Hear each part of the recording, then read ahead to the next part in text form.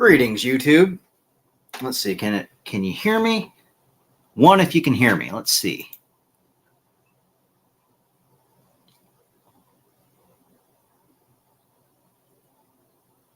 Not sure. I might have to stop the video. Let's hide it. There we go. All right, how y'all doing tonight? So I found this clown. I typed in biblical MGTOW, looking into YouTube, and this guy came up attacking MGTOW. So we're going to talk about this guy. Let's see here. Where's that? There it is. This guy is trying to tell you not to be MGTOW because it's not Christian, which I disagree with.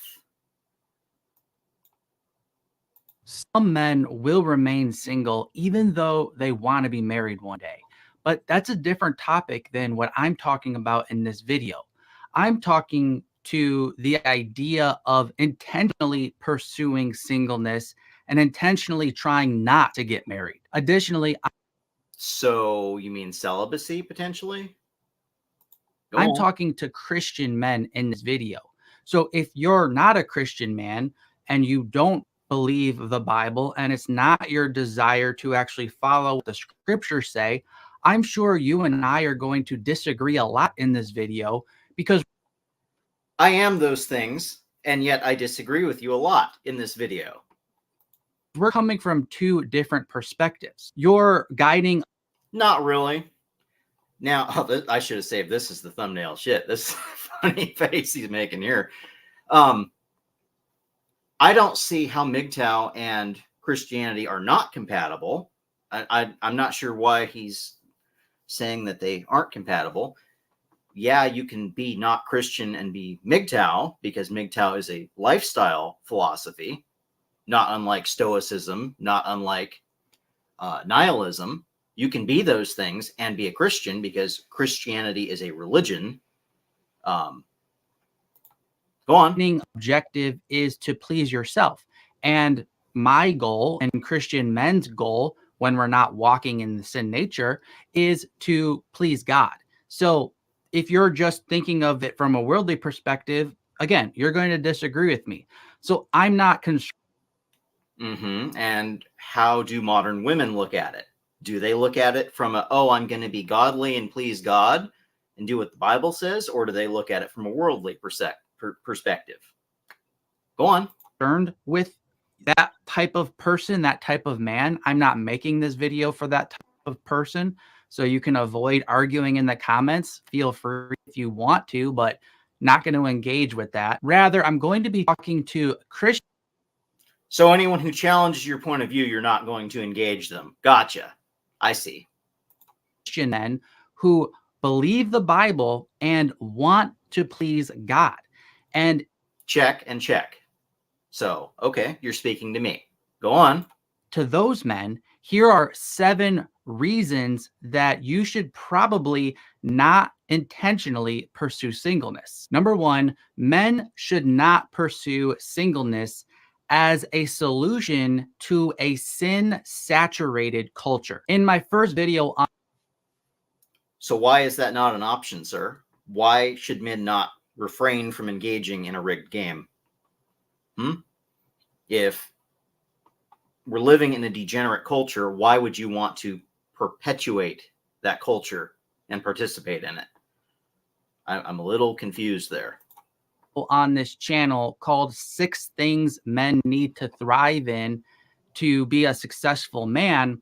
Point 4 in that video was called Pursue a Woman. And so in other words, live your life to serve a female. Is that what you're saying? Not God, serve a female? That's how you serve God, is serving a female?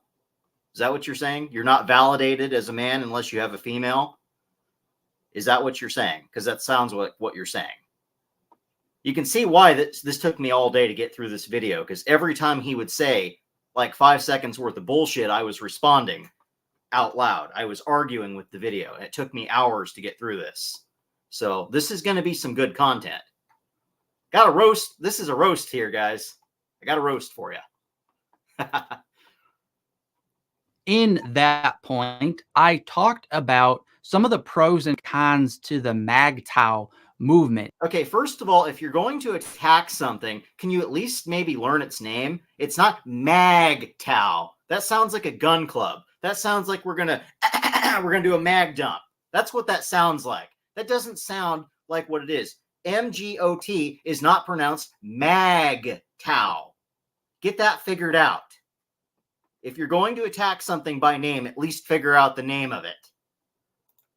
Men going their own way. And I said some positives about that movement, which are that they are bringing attention, and people in that group, or, you know, in the fringe parts of that group, some people call it red pill. Let me stop you there. Again, we're not a group. We are a philosophy. Nihilism is a philosophy. Stoicism is a philosophy. MGTOW is a philosophy. It's not a group. That's one thing a lot of you people need to get into your thick head. It is not a group. There is no MGTOW group. We're not a cult. We're not meeting. There's no membership dues. We don't really have leaders. It's a group of individual men, and some of us, myself included, are speaking our mind about the bullshit we're seeing in the world. It is not a group. Go on. Which is different than MGTOW. This is not my expertise, but if it's not your expertise, maybe you shouldn't be talking about it. Maybe you should educate yourself about something you're going to talk about. Just a thought. Go on. But this is what I'm picking up as I survey the land and what's going on out there. Long story short, I said these types of groups and men, while I disagree with their solutions, again, we're not a group, are pointing out the problems in an effective way. They are saying rightly, men are getting treated improperly by feminists. There's feminist hate. There's attack on men being traditional men. Culture is out to get men. The court system mistreats fathers and husbands. All correct. Yes, all of that is correct. That's true. When it comes to divorce and all kinds of other issues, it's hard to find a traditional woman who has values that. Bingo, right there. What he just said. This is why, right here. I know they exist somewhere. I don't know where. I know they exist. I've seen them. I swear I've seen them. But this is why I say I'm a MGTOW confirmed bachelor rather than a monk. I'm not completely closed off to the possibility that, you know, God may drop one of these so-called virtuous women that supposedly exist. God may drop one in my lap. And you know what? If that was the case, if I crossed paths with a truly virtuous woman that wanted to give me a bunch of kids and wasn't going to divorce me and all that, you know, I could consider taking the risk once. But we need to evaluate what a virtuous woman is, because I go with what the Bible says about what a virtuous woman is, not what simp Christians tell me a virtuous woman is. Bible's pretty clear on what a virtuous woman is. That align with scripture. I don't disagree with any of that. I believe that's really true. What I said in that video, though, was that I disagree with the solution of men going their own way because of all these problems. And incidentally, if that were to occur, that exact scenario, if I thought I had found a virtuous woman and I end up getting burned, well, as Clint Eastwood once said, everybody's entitled to be a sucker once. And I would go back to being a MGTOW immediately after that. And I probably would be monk after that. But, you know, some of us have not actually been burned. We've only been rejected. And I would be one of those people. I have not actually been burned in a relationship. I've only been rejected. And maybe you could say I dodged a bullet. Maybe you could say I dodged several bullets. But, you know, that's where I'm coming from with that. So I believe as Christian men, we can't go our own way because God has ordained men as the leaders of creation. Therefore, it's our job as men to lead men and women back into a biblical masculinity and femininity.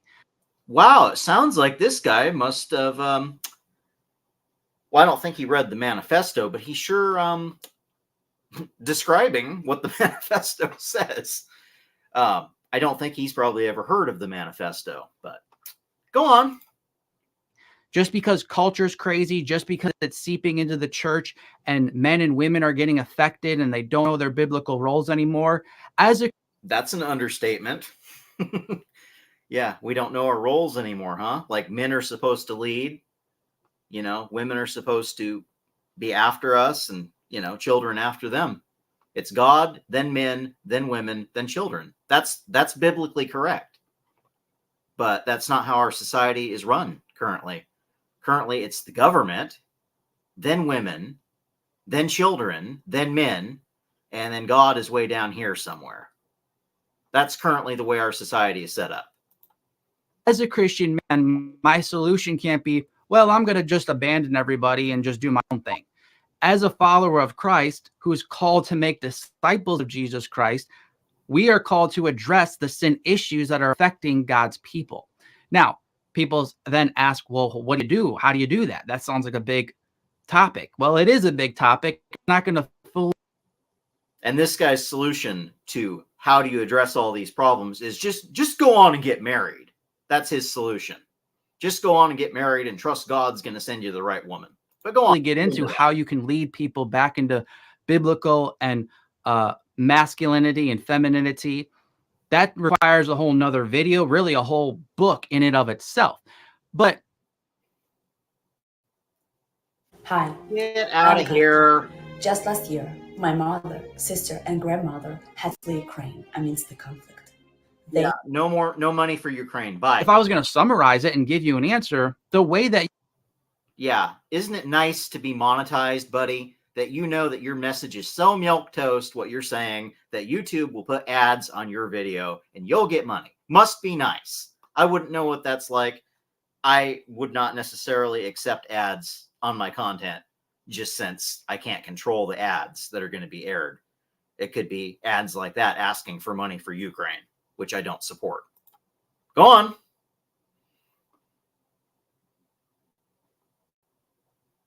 That you address that issue is the way that you address all sin issues. You do what the Bible says when there's a sin issue, because that's a sin. When you reject God's design for masculinity and femininity, you address the sin issues. Correct, rebuke, encourage, use church discipline, preach the word of God accurately, focus on the sins in the church. This guy does not preach the word of God accurately because he quotes little tiny snippets out of the Bible out of context to support his argument. He does not read the entire.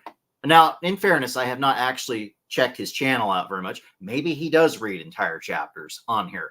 I am going to read a couple, 3 chapters on here because it reinforces MGTOW. It reinforces what I'm arguing. It does not reinforce what he's arguing.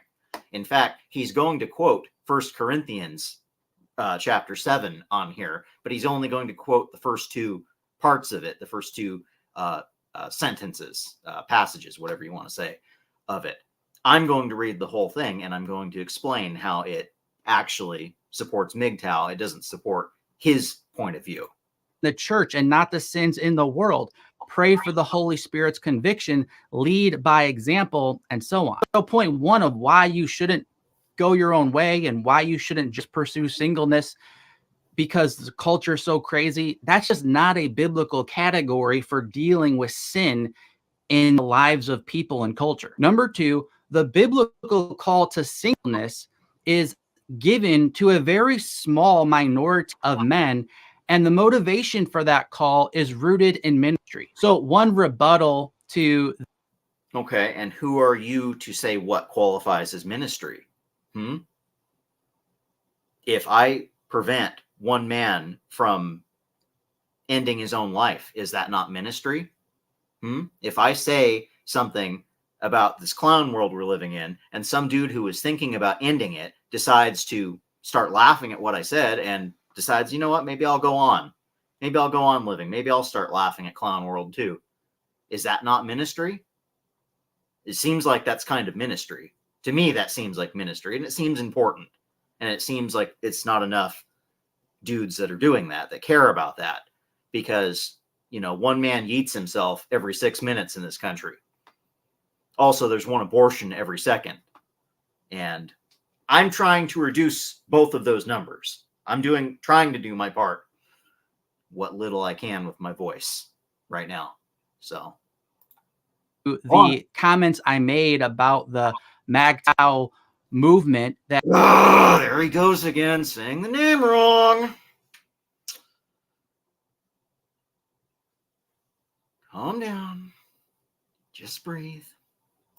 I talked about in that other video, one comment that kept coming up was, well, Jesus was MGTOW. Well, Paul was MGTOW. Well, the Bible tells men it's better Okay, why are we to be single? But the problem with that argument is that it's twisting all these terms to mean something they don't actually mean. So Now, I will not say Jesus was MGTOW, because Jesus couldn't have been MGTOW. Jesus was God. God is not MGTOW. Okay. Was Jesus living essentially a monk lifestyle while he was on earth? Was he messing around with women? I would assume that he was living a monk lifestyle and not messing with women, because it's not reported that he was messing around with women, you know. So I would say he was a monk. Obviously, he's more than just a monk, since he's God. Now, the apostles, I would say, were also living a monk lifestyle, because they weren't messing with women. Now, does that make them MGTOW? I don't know. MGTOW didn't exist back then. So, like I said, it is more of a philosophy than a religion. MGTOW itself is a philosophy. It is not a religion itself. That's why it is inclusive. There are people here that are atheists. There are people here that are agnostic, that are Muslim. There are all sorts of people that are allowed to be in MGTOW, because MGTOW is for normal men. That's the main prerequisite. Normal men. Not Rainbow Mafia people, not women. Go on. point blank, those are just false statements. Jesus was not MGTOW. Paul was not MGTOW, because I would agree. Again, MGTOW, not MAGTOW. Like I said, MAGTOW sounds like a freaking gun club. I would agree. Those guys were not MGTOW, because MGTOW didn't exist as a philosophy then. Were they basically living the lifestyle? I would argue possibly you could say that. You could possibly argue that.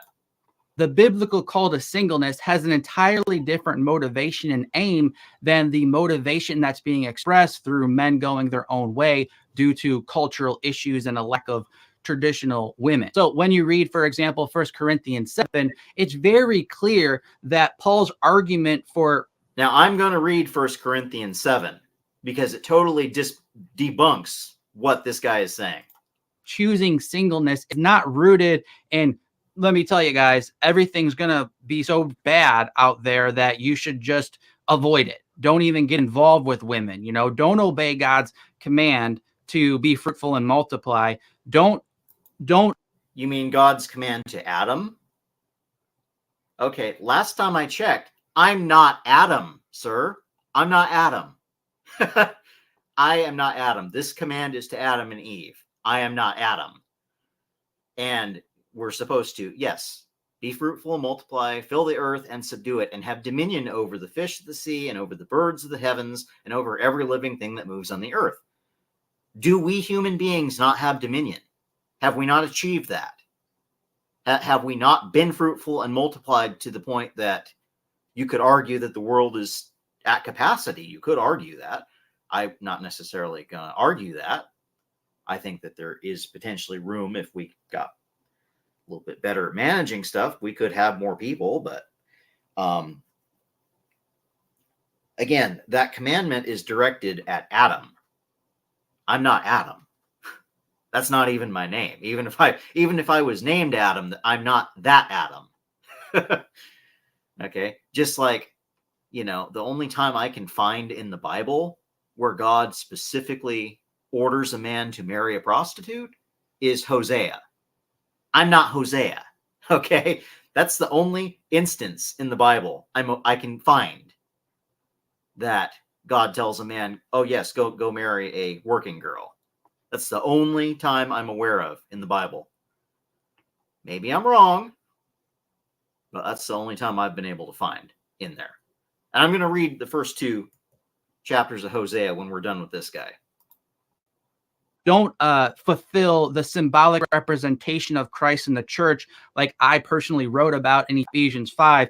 Don't do all of that. Rather, just be single, because it's going to be a lot more enjoyable for you, and you'll just save you a headache. Rather, the motive. Okay, it sounds like you're describing being single. You're equating that with being a follower of Andrew Tate. Okay. Just run around in a Bugatti and bang chicks. That's all you got to do, man. You got to run around with a Bugatti and bang chicks. I mean, it sounds like you're equating being single with, being a follower of Andrew Tate. Or equating MGTOW with following Andrew Tate. And Andrew Tate is not MGTOW. Motivation is you should be single if that is what can best allow you to serve God. That's a biblical call to singleness, and the sign that you have a biblical gift of singleness, because singleness in the Bible is a gift. It's not a curse. So when I talk about relationships, it's not my emphasis to say singleness is less than relationships.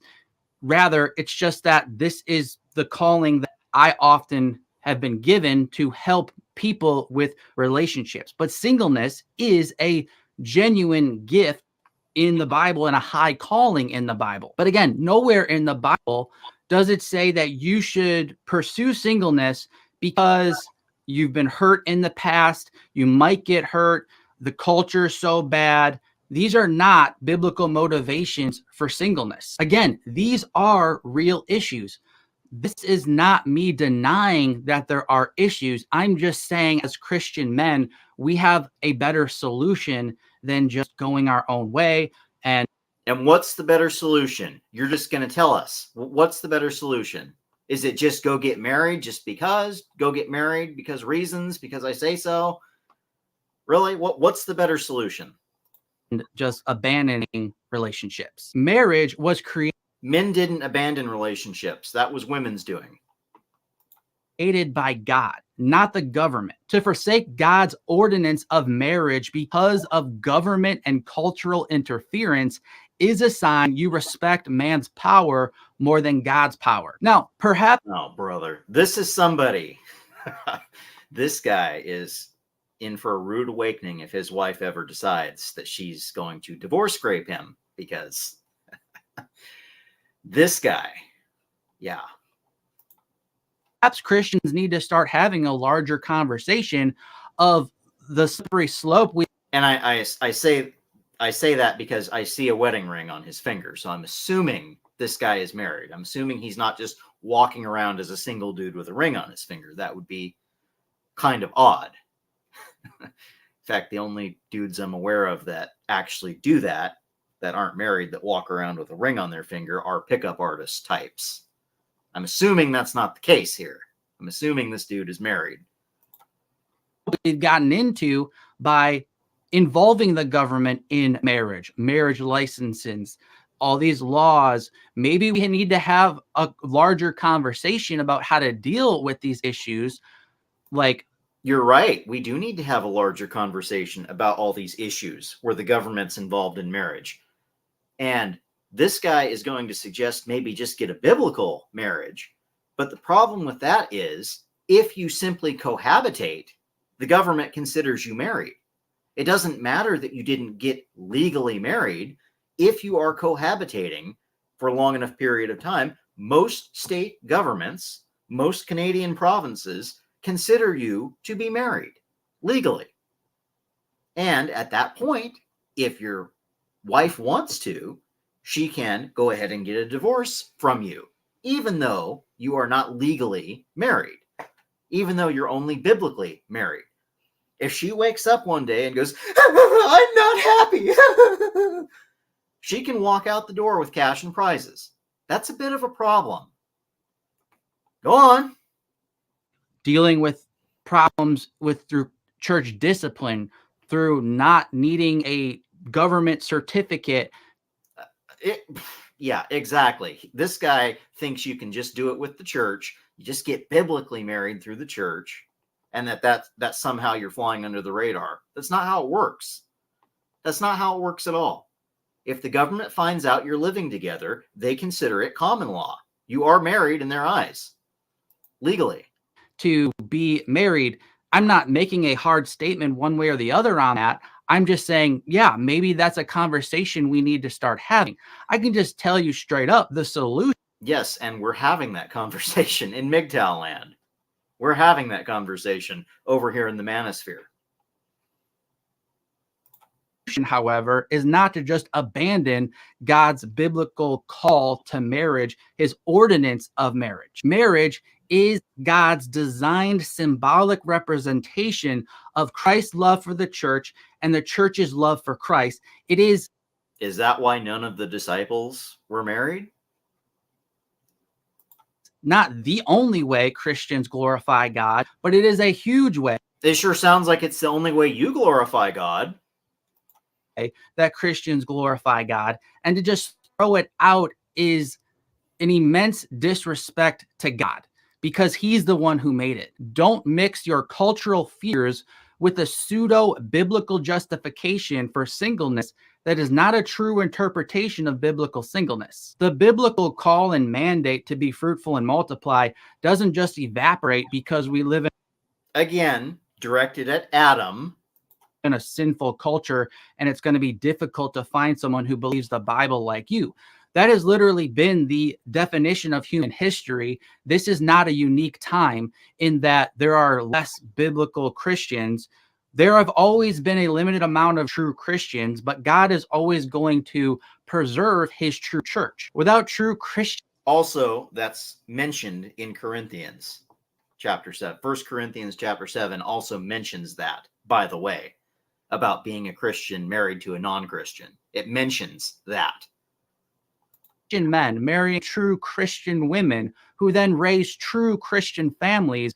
Many of the blessings we experience in our culture would. So this right here that he's talking about is against 1 Corinthians chapter 7 right here, because this is not a requirement right here, according to that. Not be present. For you to stop the common grace that flows through the creation of a Christian family and secular culture is to only perpetuate the cultural dysfunction already present. If you have the biblical call to singleness, pursue that passionately, because that's very good. But if you're a Christian man, do not give in to the cultural pressure to reject God's design for men and women in marriage just because it's really hard right now. Most men just don't have this calling. Most men are called to marriage. Number 3, the worldly call to singleness is. I mean, do you got any stats on that? On what percentage of men are called to be married? Just curious. Usually rooted in relationship hurts. I've already touched on this one, so I'll be brief here. Simply put, not wanting a relationship because you've been hurt in the past, again, is not a biblical motivation or sign. So in other words, you've learned that the stove is hot by touching the stove and getting your hand burned, sometimes multiple times in some cases, and you've learned not to touch the hot stove. His advice is just trust God and keep touching the hot stove, because you're not going to get burned, because he says so. Sign that God is actually calling you to singleness. That's a sign you need healing. I'm not saying you should rush out and pursue a relationship if you don't feel ready or you don't want one. That's not what I'm saying. But if you reject God's call on your life to pursue a woman and raise a family in a biblical way, if you. Okay, again, I'm not rejecting God's call. I'm not going to pursue women that are trash. Okay, if a virtuous woman drops into my lap because they're hiding from me, if a virtuous woman practically drops into my lap, yes, I'll consider getting married. Yes. But I don't see that happening. It hasn't happened most of my life. And what I do see are a bunch of low quality women that are not wife material running around all over the place, all around locally. All of my female cousins are that way. They're all running around, and I'm supposed to just put up with whatever because why? If you reject that because someone hurt you in the past, or you're listening to other men who have been hurt in the past, then what you're really doing, You're learning from other people's experience, which is an intelligent thing to do. is just cutting yourself. Is the Bible not simply other people's experiences? Is it not just, I mean, I know it's the word of God too, but you know, it does seem like it's other people's experiences as well. Yourself off from God's good plan for your life. In short, when you try to be single because of past hurts, you stunt your growth as a man and cut yourself off from love, holy sex and marriage, raising children. Love is simply a chemical imbalance in your brain. And so many other biblical blessings God wants for you if he's called you to marriage. Proverbs 19:14, house and wealth are inherited from fathers, but a prudent wife is from the Lord. Yeah, there's not very many of those around, are there? What else does the Bible say about prudent wives? It says that they're as rare as rubies, doesn't it? For the worldly call to singleness is usually rooted in a generalization of women. Perhaps the most common argument that I receive in the comment sections on videos where I talk about, men pursuing women is something like, well, there are no biblical women left in the world.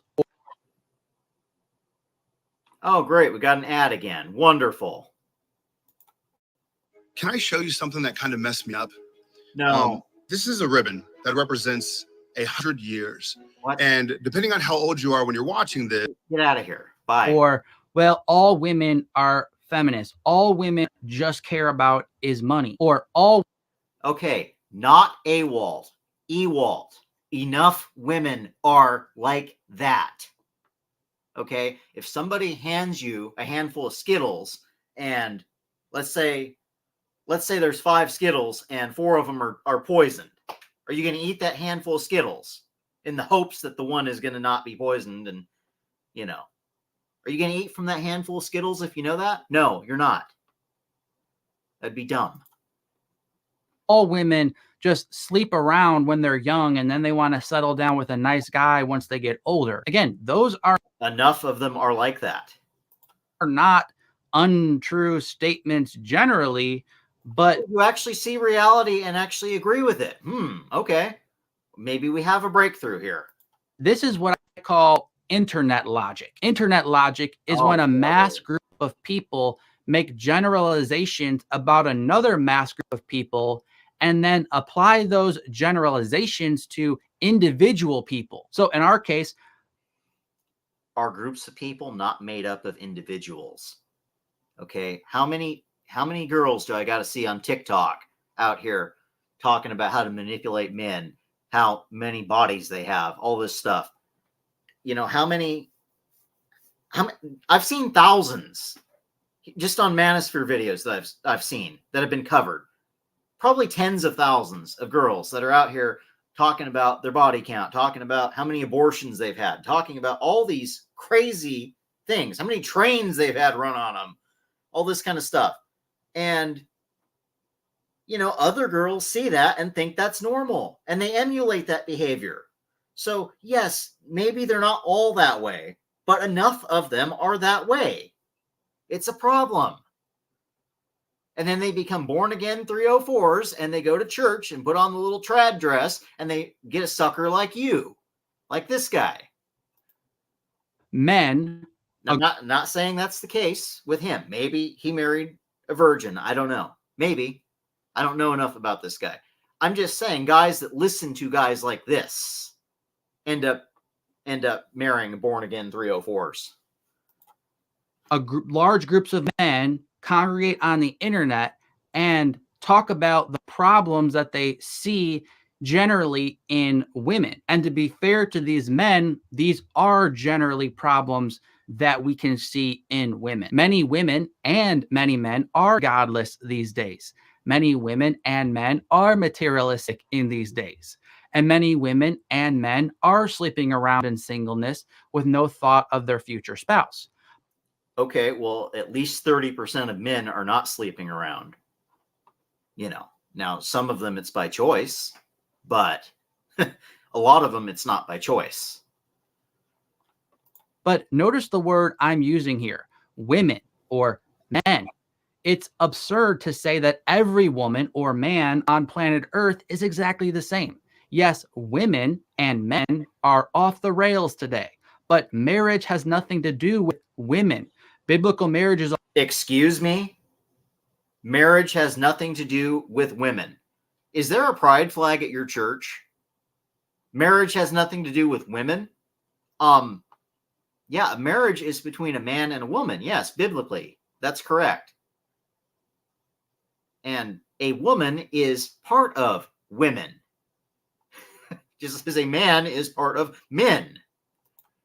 Is all about a man and a woman being a husband and a wife. So the fact that there are many people in this culture and in this world who don't align with biblical characteristics that would make a godly spouse really doesn't have any logical influence on an argument of why you shouldn't obey and follow the call to be biblically married. There are... Which you have not cited yet, incidentally. You haven't really cited that.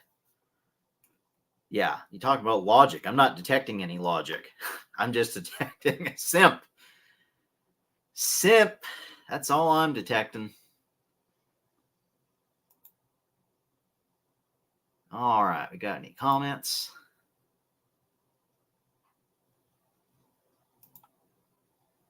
See, Zombie Bomb is here. How are you? All right, we're going to continue, I think. Are still Christians out there because, like I said, God always has a remnant of his true church. You only need to find one woman or one man if you're a woman watching this. You don't need to, you're not marrying a group of people. So yes, you do need... Well, in the Bible, you were marrying potentially multiple. Just saying. You want to go back to the Old Testament, that's in there.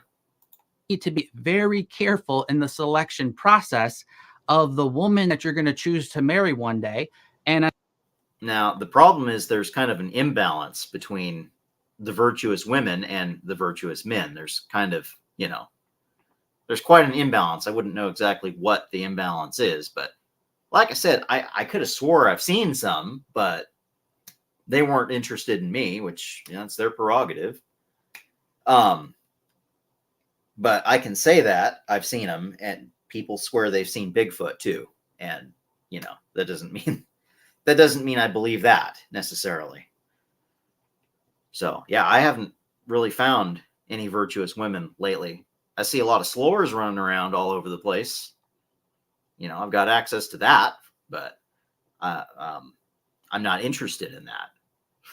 I'm not interested in all these 304s running around. I have no interest in them. I've heard a stat that they say the average man thinks about sex every 6 seconds, roughly. I mean, I maybe think about it 3 times a day, maybe. If that. That's a stretch.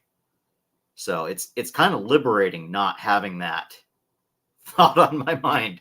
And as a side note, the best way to start that selection process in a careful way is to become the right type of man. But I digress. Simply put, it's not wise to give up on God's call to marriage because you are spending too much time generalizing on the internet. So virtuous girls I have known wanted to be with a 6-foot-tall dude. That is not a generalization. That is individuals I have known that were not interested in me, Mr. 5'6". At that time, Mr. Nice Guy. I'm not Mr. Nice Guy anymore. And then feeling released to just So that's not generalization on the internet. That is my real life experience. The internet did not tell me that girls want to be with 6 foot tall guys. I experienced that myself in reality. Judge individuals you don't even know. Number 5, the worldly call to singleness is rooted in a fear of women, not in a strength. Again, here we go with saying it's fear. It's not fear being disgusted by 304 behavior. It's not fear being disgusted by Rainbow Mafia behavior. It's not fear, it's detestment. You're confusing fear and disgust. 2 different emotions.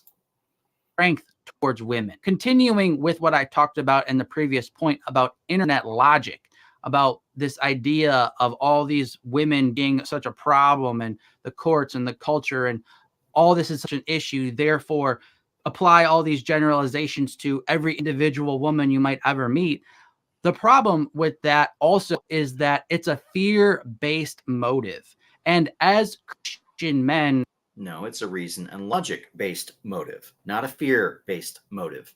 Fear is false evidence appearing real. That's what fear stands for. False evidence appearing real. It's not fear. I'm not seeing any false evidence appearing real. I'm seeing real evidence actually being real. Go on. and you should never be making decisions out of fear. For God gave us a spirit not of fear, but of power and love and self-control. Again, like I said with the hot stove, you can touch the hot stove. I don't know how many times you got to touch it till you realize it's hot and you shouldn't touch it. You know, that's what we're talking about here. I guess some people need to keep touching the hot stove because they don't learn the first time. In truth, in my opinion, men who are preaching that you should just remain single are often lying to themselves in that they know that there are some women out there who are still biblical and would be desirable. But there's a fear in. Again, I would fall into that category. I feel there are some out there, sure, but it's such a small number. Is it even worth, chasing a bunch of 304s just to find one that's not a 304 and, oh, this one's actually virtuous? Is it worth your time? I don't think so. Personally, it's not worth my time. I got better things to do than chase 304s. This guy acts like there's an equal number of virtuous women and virtuous men that want to get married, and that those women don't have standards like you got to be 6 foot something. This guy acts like everything's equal. He's probably egalitarian. We're all equal. We all think the same. All this stuff. In those men that they don't have what it takes to win this select few women that remain. Men who are simply ungodly, or maybe they're Christians, but they're being lazy. They got something in their life that makes them. This sounds like victim blaming, dude. That's what women do. Victim blame. Feel ashamed. And so they fear that they don't have what it takes to be desired.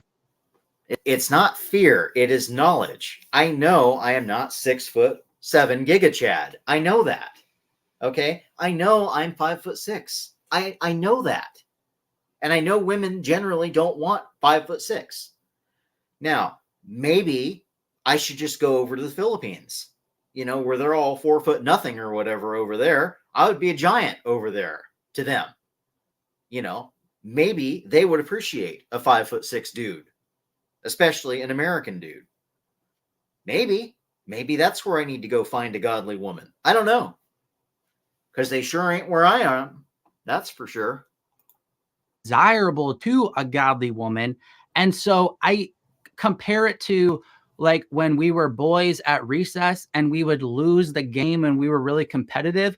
What would a lot of us say? At least I would say, I wasn't even trying. You beat me because I didn't even want to win that game.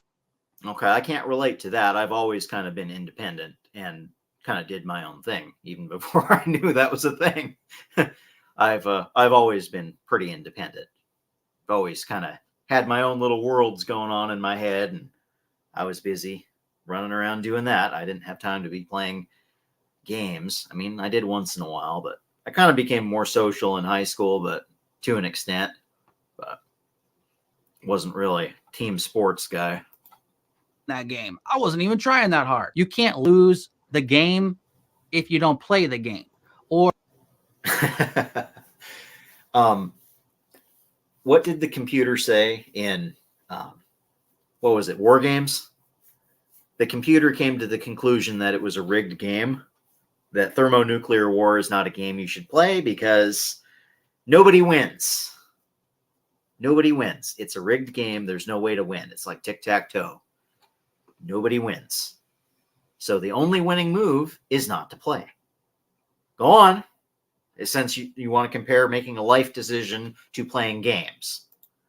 Or if you do lose the game, it's a lot easier to your ego to kind of throw it off and say, well, I wasn't even trying that hard. Men who feel like they couldn't get a desirable woman ease the pain. Desirable women? Was that a Freudian slip? That sounded like a Freudian slip. Men who couldn't get a desirable women? That sounded like a Freudian slip. Into their ego by then saying, well, I wasn't even going to try to get one anyway. It's a lot easier to let yourself go physically, stay in your low pressure and low paying job. Okay, I will disagree with this. You should definitely not let yourself go physically. You should get in shape. Absolutely no reason not to do that. You shouldn't do that for women. You should do that for you, for your own health. That's what you should do. Low pressure and low paying job. Okay, I've had a low paying job, but it was not a low pressure job. Let me tell you what. And what else he's saying? Okay, I'll let him talk. Get addicted to video games, watch porn, and do other self-destructive things when you release yourself from anyone holding you to any kind of standard. As a man, it's healthy to have a woman in your life who expects things from you, and vice versa for a woman who has a man who expects things of her. A lot more. Except this society doesn't expect women to fulfill their end of that contract. Women are not expected to do anything. Men are expected to do everything. That's the problem. Society has broken that contract, dude. And as far as here we go again with, oh, men are just addicted to porn and video games. Okay, that is a substitute good. Men who are doing that are not getting what they need from a woman. So they're using a substitute good. Now, a lot of Christians, probably this guy, like to say, let's just ban porn and ban video games. But here's the thing. Those are pressure release valves. Okay? There's 30% of men who are not having sex right now in this country. At least 30% of men that want to be, most of them. And if you take away the pressure release valve, they're going to start thinking, hey, you know what? This government is not serving me, is not meeting my needs. I know a way I can, make this government serve my needs and let me get what I want. And it's not voting. Let me just leave it there since, can't talk much more than that on YouTube because, reasons. More could be said about this topic, but long story short, for this point, a worldly call to singleness is usually rooted in a fear of women. I'm just saying that the porn and video games is bread and circuses that's helping keep the masses sedated. It's helping keep the masses docile. Rather than projecting a strength towards women. Men who already feel rejected by women. But take it away and see what happens, because your little culture, your little, all this isn't going to be around too long if you take those things away. In Minecraft, allegedly, of course. Basically cope with this and say, well, I'm going to reject women anyways. It's rare to find a desirable man who women would want saying these types of things. They're not the Sounds like you're projecting, coping, and seething. ones saying, oh, men, it's just easier if you're single. It's usually the men. Now, I say this. I was voted most desirable guy in my high school. I don't know why. To this day, I still think it's a joke because I was socially awkward to a very large degree. Not as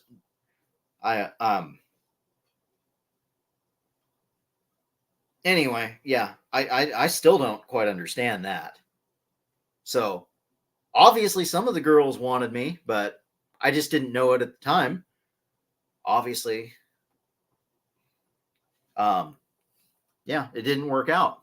And just so yeah, I don't know. Apparently quite a few people at my high school thought I was attractive, but they just didn't tell me. I didn't know, so I kind of was just doing my thing. And who have already been rejected and feel hurt, who then get on this bandwagon of saying it's not even worth it. This is not healthy because it causes you to give into weakness rather than calling upon your strength in the Lord. Number 6, pursuing singleness. So walking away, controlling your biology, the strongest urge you probably have as a man, just disregarding that and walking away. That's not strength. Sounds like strength to me. For most men, leads to sexual perversion. If you don't use your sexuality properly, that doesn't mean it just goes away. It's very similar to being hungry. If you don't eat, it's not quite the same thing as being hungry. Your sexual energy can be transferred to other things. If you are not expelling your sexual energy, there's a lot of artists that make works of art that hundreds of years later are still worth thousands of dollars. There's inventors that invent things that we use today that make our life better. And they were not necessarily with a woman. Most of them were not necessarily, seeing a woman at the time they made their art, at the time they made their music, at the time they made their inventions. Tesla was a lifelong bachelor, for example. Just an example that pops in my head off the top of my head. Eat healthy food, you don't just automatically stop wanting to eat food. Your hunger doesn't just go away. This would have been a good thumbnail too, this face. Actually, dude, fasting is also in the Bible, but I suppose you haven't read that far into the Bible since, you should know that fasting is a Christian thing to do, incidentally. It's used by other religions too, and it's also used for health reasons. But yeah, you can go without food for a period of time, and your hunger does subside after a while. So what he's contradicting the Bible again. Go away. If you don't eat good food, you're just going to eat bad food. Those are the only two options for you. Likewise, or you could fast. Go on. This is what happens when men have a call to marriage, but they're choosing. This guy.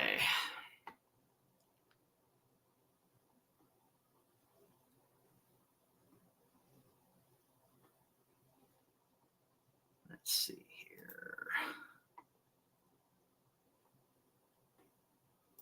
Be right back.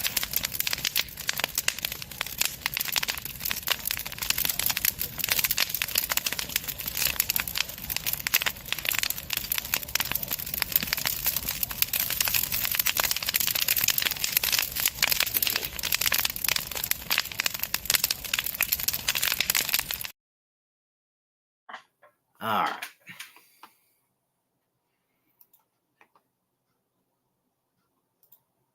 Using a life of singleness, that means God's given them a desire for sex and they have a hunger for sex, but they're not using that properly. They're not using it in the right channel, and therefore it's just going to get misused. Okay, the right channel. Okay, that hasn't been provided. So for a lot of us. 1 Corinthians 7:1-2 states, now concerning the matter about which you wrote, it is good for a man not to have sexual relations with a woman, but because of the temptation to sexual immorality, each man should have his own wife and each woman her own husband. Pause it right there. This is exactly what I meant. He takes a little tiny snippet out of the Bible and he puts it out of context. Now I am going to pull up So I have it. Let's see. I have it pulled up. I'm going to read it. Let's see. StreamYard. I'm not going to share that. We need to change. Let's see. Here it is. Share this tab instead. All right. 1 Corinthians chapter 7, New International Version.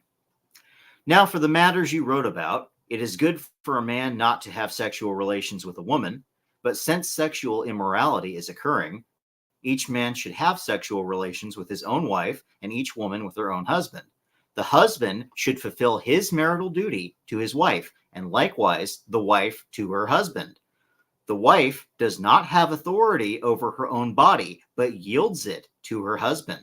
In the same way, the husband does not have authority over his own body, but yields it to his wife. Do not deprive each other, except perhaps by mutual consent and for a time, so that you may devote yourselves to prayer. Then come together again, so that Satan will not tempt you because of your lack of self-control. I say this as a concession, not a command, not as a command. I wish that all of you were as I am, but each of you has your own gift from God. One has this gift, another has that. Now, to the unmarried and the widows, I say, it is good for them to stay unmarried, as I do. But if they cannot control themselves, they should marry, for it is better to marry than to burn with passion. To the married, I give this command, not I, but the Lord.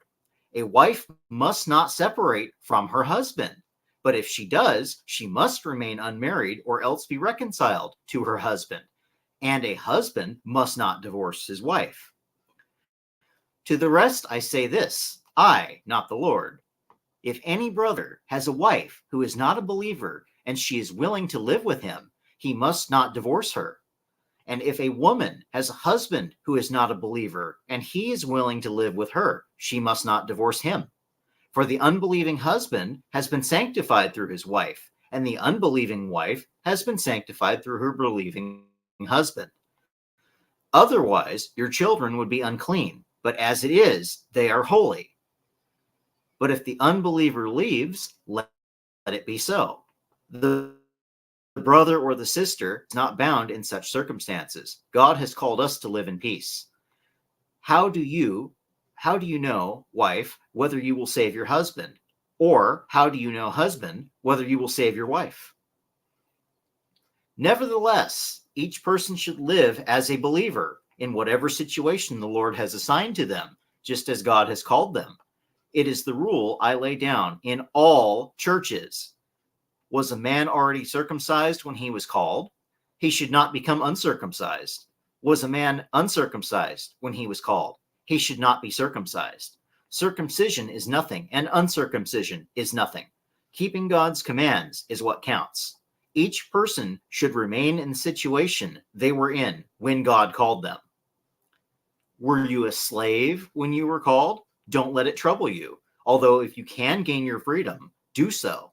For the one who was a slave when called to the faith in the Lord is the Lord's freed person.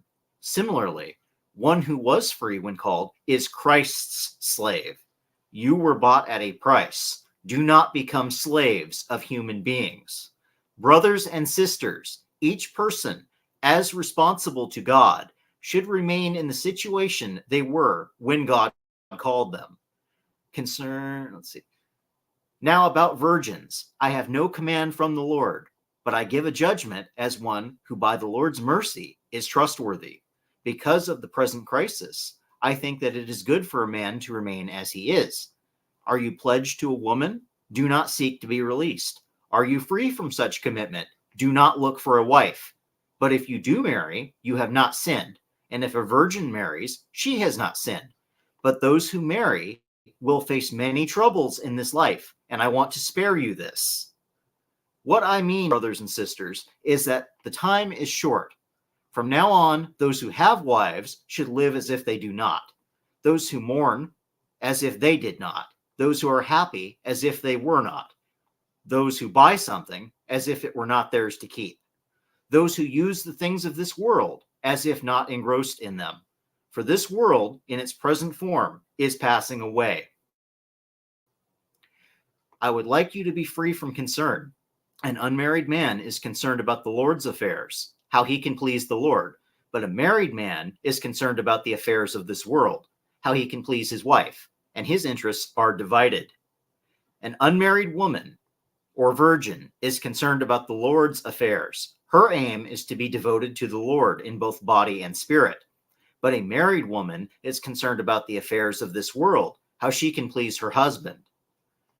I am saying this for your own good, not to restrict you, but that you may live in a right way, in undivided devotion to the Lord. If anyone is worried that he might not be acting honorably towards the virgin he is engaged to, and if his passions are too strong, and he feels he ought to marry, he should do as he wants. He is not sinning. They should get married. But the man who has settled on the matter in his own mind, who is under no compulsion, but has control over his own will, and who has made up his mind not to marry the virgin, this man also does the right thing. So then, he who marries the virgin does right, but he who does not marry her does better. A woman is bound to her husband as long as he lives. But if her husband dies, she is free to marry anyone she wishes, but he must belong to the Lord. In my judgment, she is happier if she stays as she is, and I think that I too have the Spirit of God. 1 Corinthians chapter 7. I think it kind of proves my point and not his point.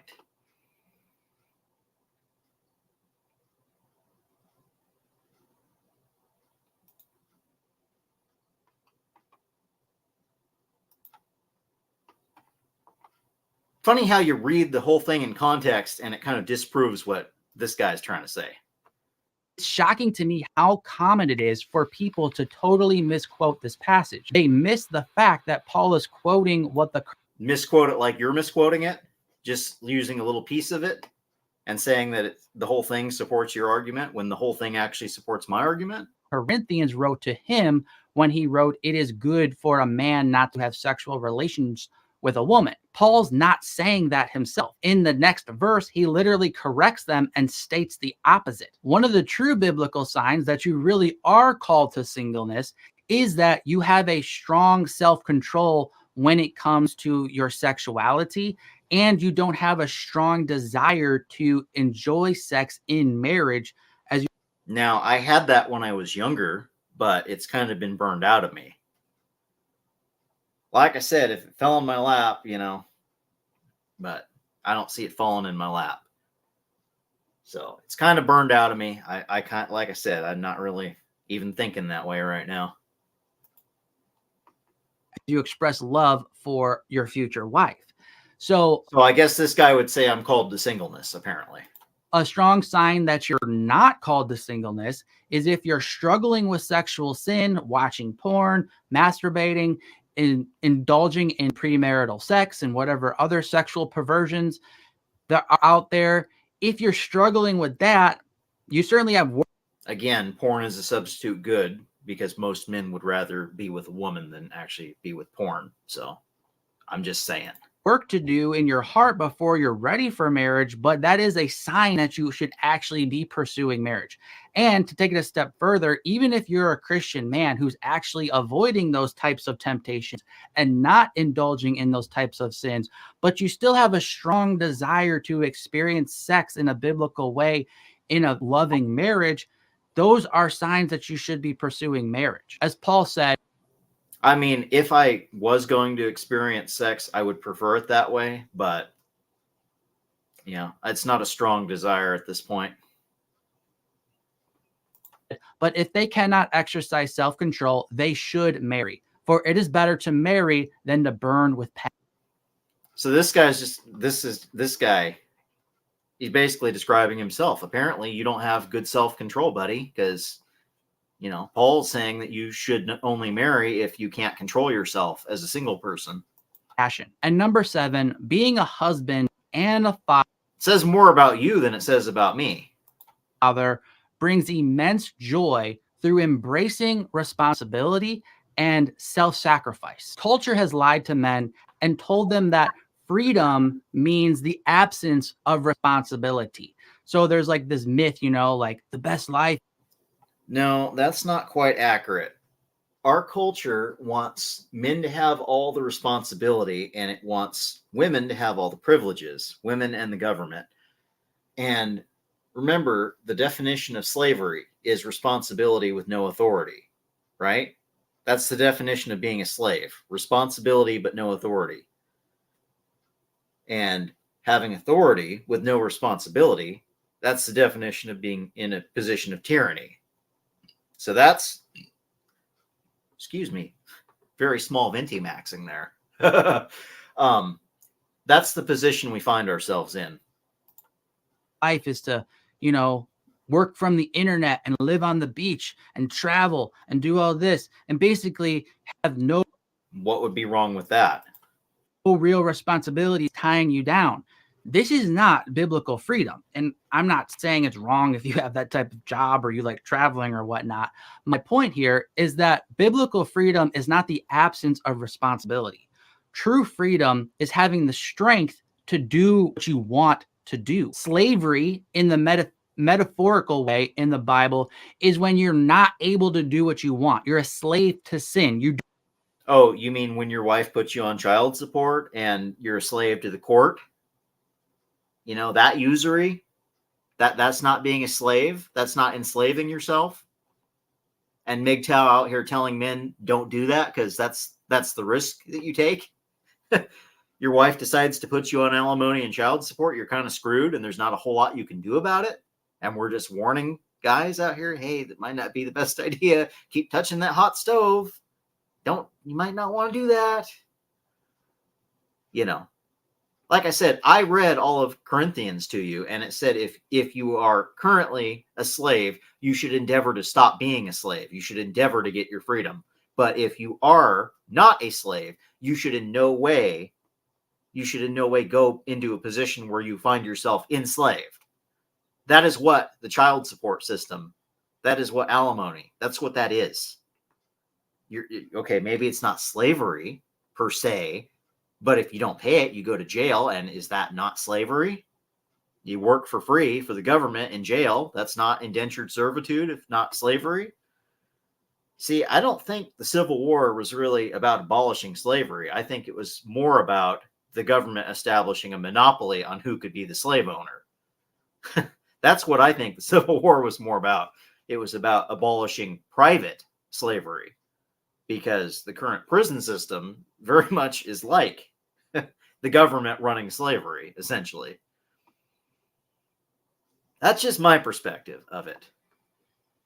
Government has set it up so they're encouraging you to be in a position where you're going to get thrown in jail, and then they can boss you around in jail. They can make you work, make you earn your food, basically. I don't know. It sounds kind of like modern day slavery to me. Just saying. You do what sin wants. So you're a slave. You're not free. And then on the positive side, you're a slave to God, because you're not just going to do what you want. You're going to do what God wants. And the metaphor, reverses when you use the other side of the metaphor. Does God want you to marry a 304? Even a born again one? Where does it say that? Where does God tell you to go marry a born again 304? I have yet to find it. Doesn't mean it's not in there. I just haven't identified that passage to go marry a born again 304. Like I said, Hosea was ordered to marry a 304. Hosea was. I'm not Hosea. I am not the prophet Hosea. We're going to read the first couple chapters of Hosea when I'm done with this clown.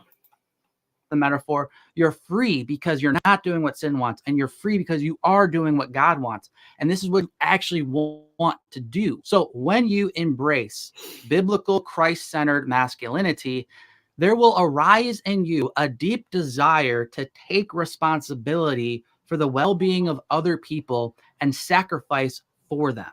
And this is seen most clearly in what it means to be a husband and a father. As a husband, you'll need to sacrifice your time, your talents, and your treasure. And likewise, your wife will need to do those things for you. As a father, you will need to constantly be sacrificing your primary selfish desires, or just even non-selfish desires, just things that you would enjoy doing. You're going to have to constantly put your kids above yourself. And at the end of the An example right off the top of my head that's an individual that I personally know, the pastor that was at our church, he just got divorced. Now, I don't know exactly this whole story. I wasn't that close to him to know all the details, but it seemed like they were in a good relationship. You know, they had kids that were just about all grown. I think that maybe the oldest one was like late teenager, but they had several kids. It seemed like they were happy. You know, she was usually coming to church and they're supporting him. And just out of the blue, she decided it was time to divorce him. And of course, the district superintendent, who I think he's a little commie, he decided it was time for the pastor to go, because our pastor decided to keep our church open during Charlie 19, and this little commie rat bastard that is the superintendent for the district of these churches decided that he was going to have his churches closed, and he wanted most of the churches to not be open during that time. And I think this is him kicking our pastor out. I think this is a little bit of retribution for, you're not going to do things my way, so I'm just going to give you the boot. So that's a little bit of the politics going on without naming any names or identifying the church. That's a little bit of the politics going on in our local church. So any of you are Christians out there, I would appreciate that if you were to pray for my church, that we do find a pastor in God's time. It's taking a little while. We almost had a woman pastor just recently, which is being pushed by that little commie rat bastard district superintendent guy. He's bragging all over about how he's getting all these women pastors in all these churches. I'm going to roast him too at some point, since I am anonymous. And it's going to be, he's a worthy candidate to be roasted because he's a commie. But anyway. end of the day, you know what? You're going to say, this is the best thing I could have ever done with my life. This is literally the best way I could have used my time and energy. So to balance that, it's not wrong to have hobbies. It's not wrong. So the best way to spend your time is to be a slave to a woman, and when she's done with you, be a slave to the government. Okay, got it. For a man to do some things just for himself that he enjoys. But if you put those things above your wife, above your kids, you will be miserable. Your life will be self-centered.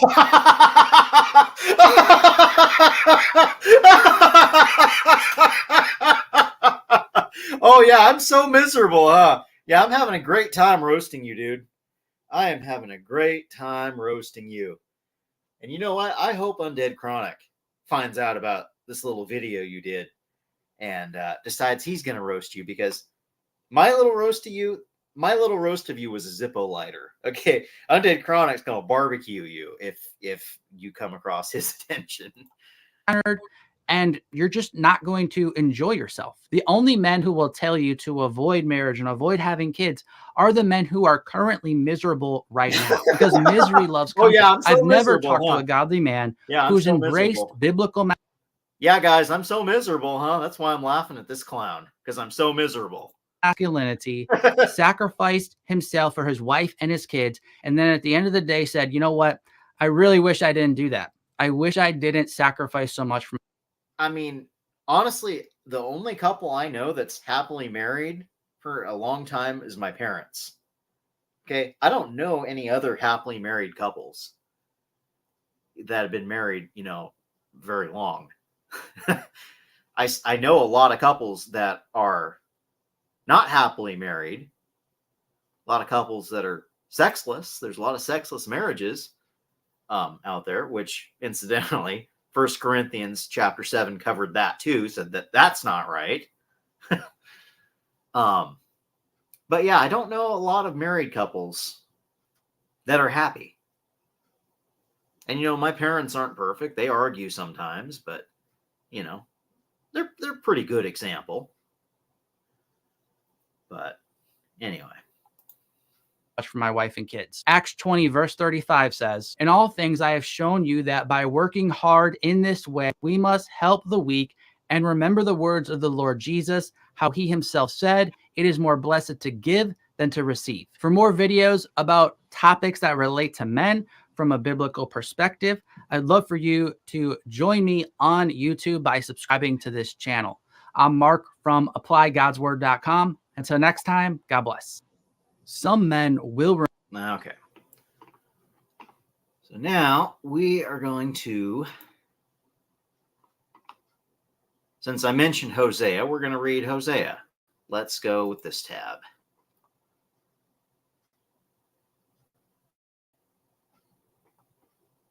Hosea chapter 1. The word of the Lord that came to Hosea, son of Beeri, during the reigns of Uzziah, Jotham, Ahaz, Hezekiah, kings of Judah, and during the reign of Jeroboam, son of Joash, king of Israel. When the Lord began to speak through Hosea, the Lord said to him, "Go, marry a promiscuous woman and have children with her. For like an adulterous wife, this land is guilty of unfaithfulness to the Lord." So he married Gomer, daughter of Diblaim.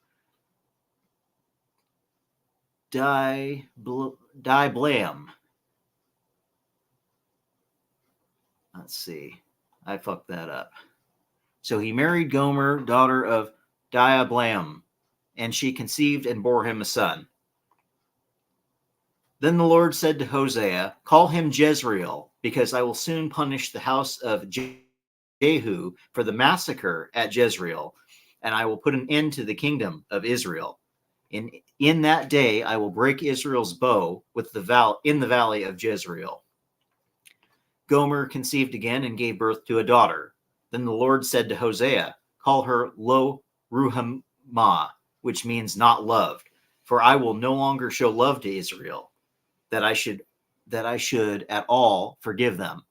Yet I will show love to Judah, and I will save them, not by bow, sword, or battle, but by horses and horsemen. But I, the Lord their God, will save them."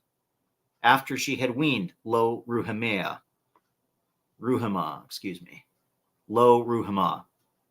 I've mentioned I don't like reading biblical names because they're not common names. I've mentioned that before. I will edit this and piece it together. After she had weaned Lo Ruhamah, Gomer had another son. Then the Lord said, "Go call him Lo Ami, which means not my people, for you are not my people, and I am not your God. Yet the Israelites will be like the sand on the seashore, which cannot be measured or counted. In the place where it was said to them, 'You are not my people,' they will be called children of the living God. The people of Judah and the people of Israel will come together and appoint one leader, and will come up out of the land, for great will be the day of Jezreel."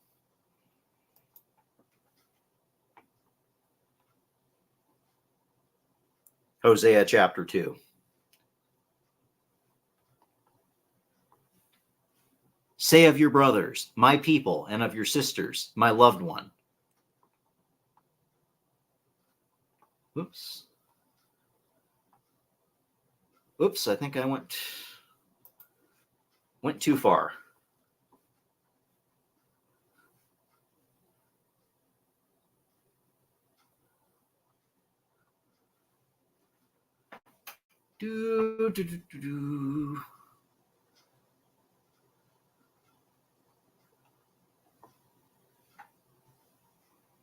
Huh.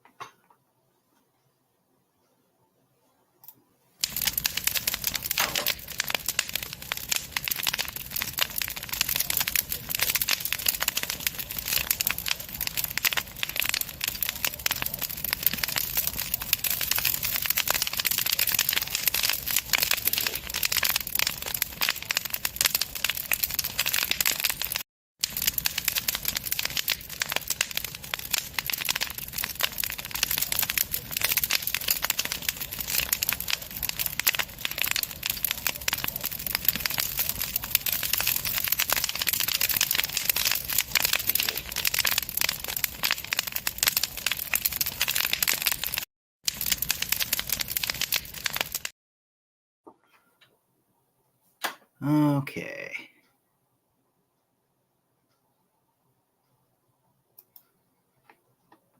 See if I can figure this out. It went to the next book last time I was on here.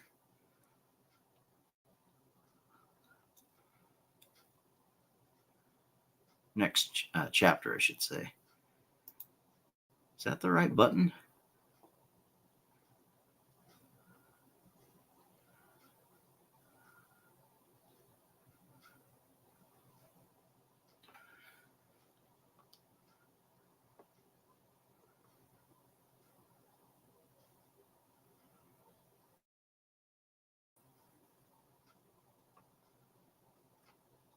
Let's see, I'm proofreading it. Oh, yes, this is correct. This is correct. Okay. Start that over. Hosea chapter 2. Say of your brothers, my people, and of your sisters, my loved one. Rebuke your mother, rebuke her, for she is not my wife, and I am not her husband. Let her remove the adulterous look from her face, and the unfaithfulness from between her breasts. Otherwise I will strip her naked, and make her as bare as on the day she was born. I will make her like a desert, turn her into a parched land, and slay her with thirst. I will not show my love to her children, because they are children of adultery. Their mother has been unfaithful and has conceived them in disgrace. She said, I will go after my lovers, who give me my food and my water, my wool and my linen, my olive oil and my drink. Therefore, I will block her path with thorn bushes, and I will wall her in so she cannot find her way. She will chase after her lovers, but not catch them. She will look for them, but not find them. Then she will say, I will go back to my husband as at first, for then I was better off than now.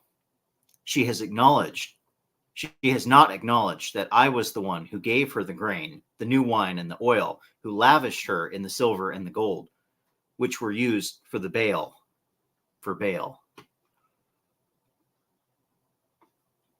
Therefore, I will take away my grain when it ripens, and my new wine when it is ready. I will take back my wool and my linen, intended to cover her naked body. Now I will expose her lewdness before the eyes of her lovers, celebrations, her yearly festivals, her new moons, her Sabbath days, all her appointed festivals. I will ruin her vines and her fig trees, which she said were her pay from her lovers. I will make them a thicket, and wild animals will devour them. I will punish her for the days she burned incense to the Baals. She decked herself with rings and jewelry and went after her lovers, but me she forgot, declares the Lord. Therefore, I am now going to allure her. I will lead her into the wilderness and speak tenderly to her. Then I will give her back her vineyards, and I will make the valley of Achor a door of hope. There she will respond as in the days of her youth, and as in the days she came up out of Egypt. In that day, declares the Lord, you will call me my husband, and you will no longer call me my master. I will remove the names of the Baals from her lips. No longer will their names be invoked. In that day, I will make a covenant for them with the beasts of the field, the birds of the sky, and the creatures that move along the ground. Bow and sword in battle I will abolish from the land, so that all may lay down in safety. I will betroth you to me forever. I will betroth in you righteousness and justice, in love and compassion. I will betroth in you faithfulness, and you will acknowledge the Lord. In that day I will respond, declares the Lord. I will respond to the skies, and they will respond to the earth, and the earth will respond to the grain, the new wine and the olive oil, and they will respond to Jezreel. I will plant for her myself in the land. I will show my love to the one I called not my loved one. I will say to those called not my people, you are my people, and they will say, you are my God. That is Hosea chapter 2. You know, like Hammerhand says, there's no bad red pills in this book.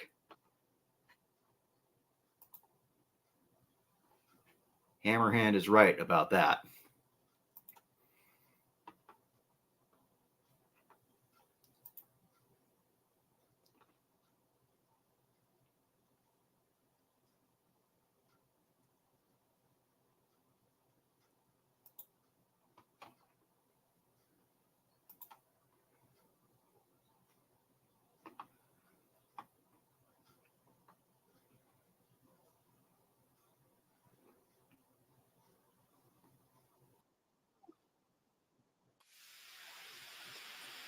Come on, skip the ad.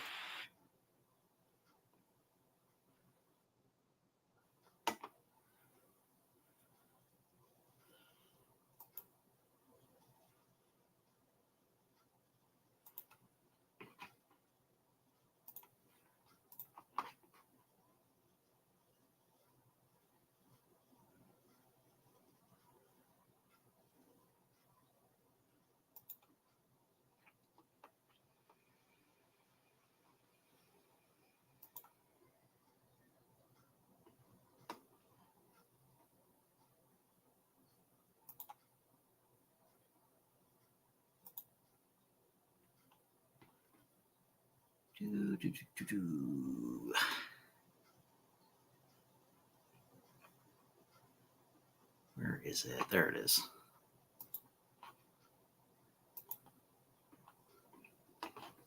So my advice to the guy we just covered, that Mark guy, if he doesn't want to be roasted by guys like me, more importantly by guys like Undead Chronic, this would be my advice to Mark. As far as don't talk about MGTOW.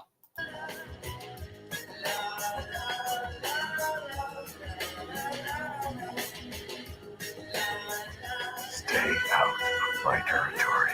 There you go. Stay out of my territory. Because there's people that are better at roasting than I am.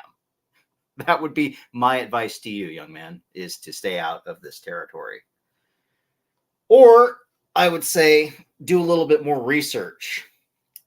Maybe if you're going to come at something, at least learn its name and maybe look into it a little bit more instead of just ad hominem attacking and, you know.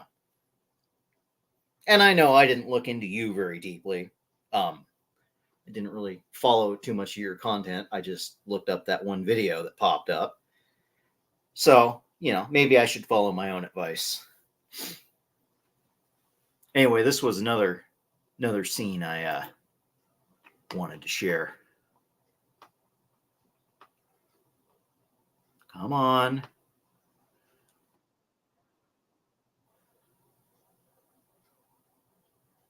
No, I didn't ask you to start playing yet. I think I got it. Stop.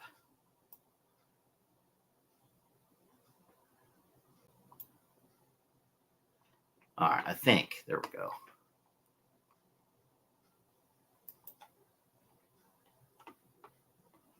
This is a scene from the movie Troy, but I think this applies. This applies to MGTOW. Mother, tonight I decide.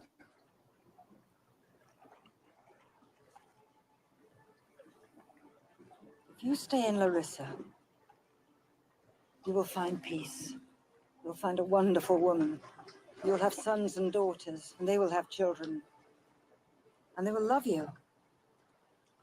And when you're gone, they will remember you. But when your children are dead, their children after them, your name will be lost. If you go to Troy, glory will be yours. They will write stories about your victories for thousands of years.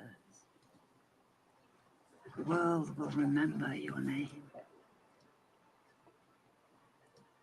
And if you go to Troy,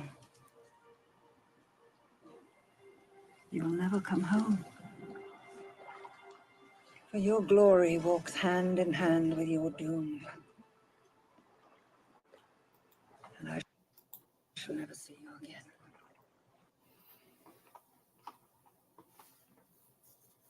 So that's kind of my response anytime I hear these guys. Oh, but don't you want a wife? Don't you want a legacy? Oh, legacy.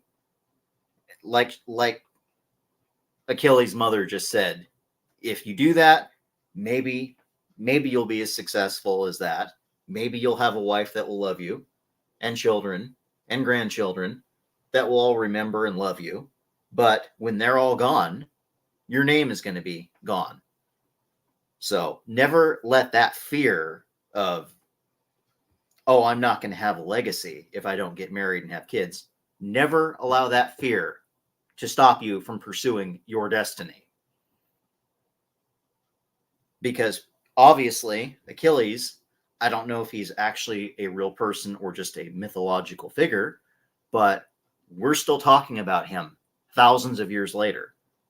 If the world is still here 10,000 years from now, Achilles' name will still be mentioned as among great warriors. So, like I said, never let the fear that you're not going to have a legacy, never let that hold you back from pursuing what you're truly passionate about. And that's all I got for you. I think we're about done. Hope y'all have a good night, and I'm out. Peace.